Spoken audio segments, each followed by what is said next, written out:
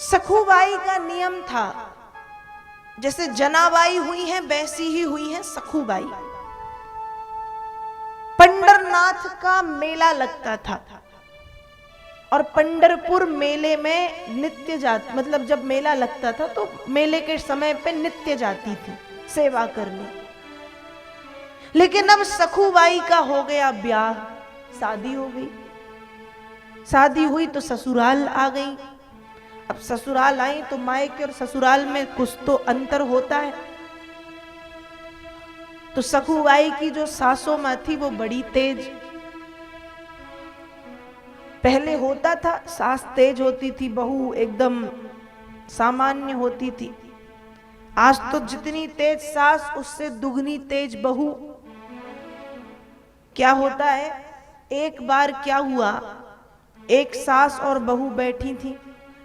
बहू ने भोजन बनाया, भोजन में दाल चावल दाल भात बनाया। सासू मां खाने बैठी तो चावल में भात में कंकड़ था। तो सास ने बहू को ताना दिया, भगवान ने दो दो इतनी बड़ी बड़ी आंखें दी हैं, दिखता नहीं है, कंकड़ भी बना देती है, साथ में पत्थर भी डाल देती है भोजन पे। तो बहू भी बहू कहती है आपको भी तो भगवान ने 32 दांत दिए हैं, एक आध कंकड़ चबा नहीं सकती, चबा लो। ये सिस्टम आज का ऐसा हो गया है। लेकिन सखुबाई बड़ी सीधी सी और सास बड़ी तेज। पंडरपुर जाने का समय, मतलब मेले का समय आया। अब सखुबाई ने कहा मैं तो मेला जाऊंगी, मेला जाऊंगी। सास से पूछा माता जी क्या मैं जाऊं? मना कर दिया, बिल्कुल नहीं, बहुत काम है। सखू ने कहा जितना काम है, जो काम है सब बता दो, सब कर दूंगी, उसके बाद जाऊं? हाँ चली जाना। अब सास भी सास, इतना काम दे दिया। रोज के कपड़े तो कपड़े और निकाल निकाल के कपड़े दिए अंदर से, साफ सुथरे बर्तन भी रख दिए मांजो, गेहूं दे दिया बीनने फटकने के लिए, साफ करने के लिए। फिर आटा पीसो, मतलब गेहूं पीसो तो आटा बनाओ चक्की से, मसाले कूटो, ना जाने दुनिया भर के सारे काम में कई दिन में दे दिए। पर सखू की निष्ठा भी इतनी पंडरनाथ में कि 3 बजे रात से उठ करके जल्दी जल्दी जल्दी जल्दी सारे काम कर डाले। अब जब सारे काम हो गए तो फिर पूछती है मां अब जाऊं? सास बड़ी दुष्ट थी, मना कर दिया। तो सखू ने भी जिद की मैं तो जाऊंगी, मेरा वर्षों का नियम है, नियम कैसे तोड़ूं, मैं जाऊंगी। तो सास ने भी ली रस्सी और रस्सी से सखुबाई को बांध दिया, खुद चली गई।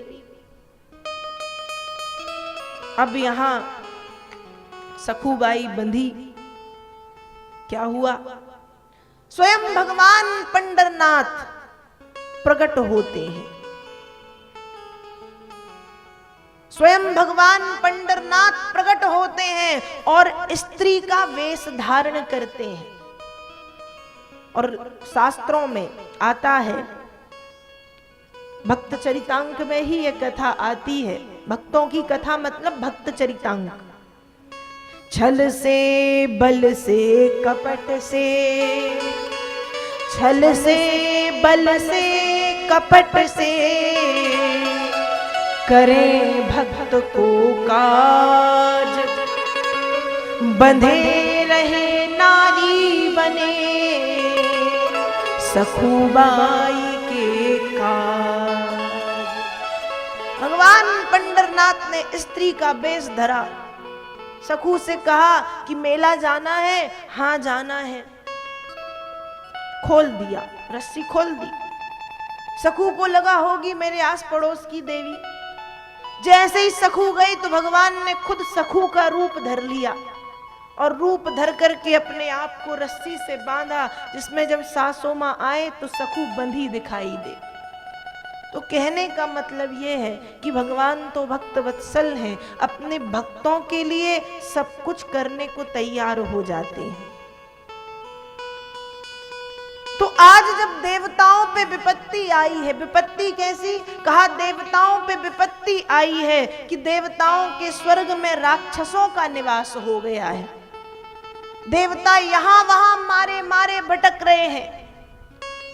ब्रह्मा जी के पास गए तो ब्रह्मा जी ने कहा समस्या का समाधान मेरे पास भी नहीं, भगवान विष्णु के पास जाओ। तो देवता सोच रहे हैं कि भगवान विष्णु कहां मिलेंगे, कौन बताएगा उनका पता। भगवान शंकर के पास पहुंचे, तब भगवान शंकर उत्तर देते हैं, हरि व्यापक सर्वत्र समाना, प्रेम ते प्रगट हो ही मैं जाना। भगवान तो सर्वत्र व्याप्त हैं और मैं इतना जानता हूं कि जहां प्रेम से बुलाया जाता है वहां वे प्रकट हो जाते हैं। भगवान शंकर के कहने पर सभी देवताओं ने बड़े प्रेम और भाव के साथ भगवान नारायण की स्तुति गाई है। श्रीमद् भागवत में वेद व्यास जी लिखते हैं, नमोस्तु तस्मा उपशांत सक्तये स्वराज्य लाभो प्रतिपूरितात्मनि गुणे सुमाया रचिते सुब्रतिभे न संजमानाय नमस्वदूते। देवताओं ने बड़ी सुंदर स्तुति गाई, हे भगवान आप कृपा करके हमें दर्शन दें। आप वायु के समान सदा सर्वदा सर्वत्र व्याप्त हैं। आपके समक्ष आते ही संसार की समस्त शक्तियां शांत हो जाती हैं। हे नारायण, हे भगवान कृपा करके दर्शन दें, दर्शन दें, दर्शन दें। देवताओं की स्तुति सुनकर के भगवान विष्णु प्रकट हुए, लेकिन भगवान विष्णु जब प्रकट हुए तो भगवान को केवल 2 लोगों ने देखा। वेद व्यास जी लिखते हैं, विरिंचो भगवान दृष्ट्वा सह सर्वेण ताम तणुम स्वच्छाम मरकत श्यामाम कंज गर्भारुणेक्षणाम। वहां 33 कोटि देवता थे, लेकिन वे नहीं देख पाए। देखा 2 लोगों ने। किसने? कहा ब्रह्मा ने देखा और ब्रह्मा के साथ में भगवान शंकर ने देखा। देवता इसलिए नहीं देख पाए क्योंकि भगवान के संपूर्ण शरीर से स्वच्छाम मरकत श्यामाम, स्वच्छ मरकत मणि के समान तेज निकल रहा था। और भगवान के शरीर से निकलने वाले तेज के कारण देवताओं की आंखें चकरा गईं, चौंधे आ गई। देवता खुद को देखने में असमर्थ हो गए।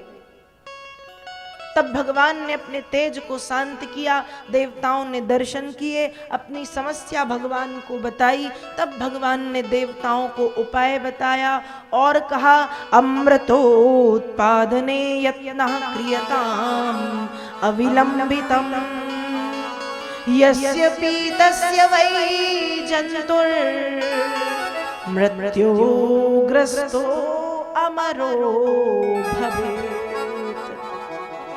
हे देवताओं, तुम बिना विलंब किए हुए ही अमृत तत्व को निकालने का प्रयत्न करो। जाओ, जाकर के राक्षसों से मित्रता कर लो। देवताओं ने कहा, भगवान क्या कह रहे हो, राक्षसों से मित्रता करें? भगवान ने कहा, हाँ, इस समय राक्षसों का समय अच्छा चल रहा है और तुम्हारे ऊपर काल की कुदृष्टि है, तुम्हारा समय बुरा चल रहा है। इसलिए राक्षसों के पास जाओ, जाकर के उनसे दोस्ती कर लो, संधि कर लो, मित्रता कर लो और उनसे जाकर के कहो कि भैया हम तो भाई भाई हैं। भले हमारी मां अलग है पर पिता तो एक है। राक्षस और देवता एक ही पिता की संतान है। कश्यप ऋषि की 2 पत्नी हैं, दिति और अदिति। दिति से हुए दैत्य और अदिति से हुए देवता। तो कहा भैया हम भाई भाई हैं, भले हमारी मां अलग पर पिता तो एक है और हम भाइयों के झगड़े में हमारा ही नुकसान होता है, हमारी ही हानि होती है, हमारा ही बुरा होता है। तो राक्षस पूछेंगे क्या करें? तो उनसे कहना समुद्र मंथन करो। भी पूछेंगे उससे क्या होगा, तो बताना समुद्र मंथन करने पर अमृत तत्व निकलेगा, जिस अमृत तत्व को पी करके हम अमर हो जाएंगे।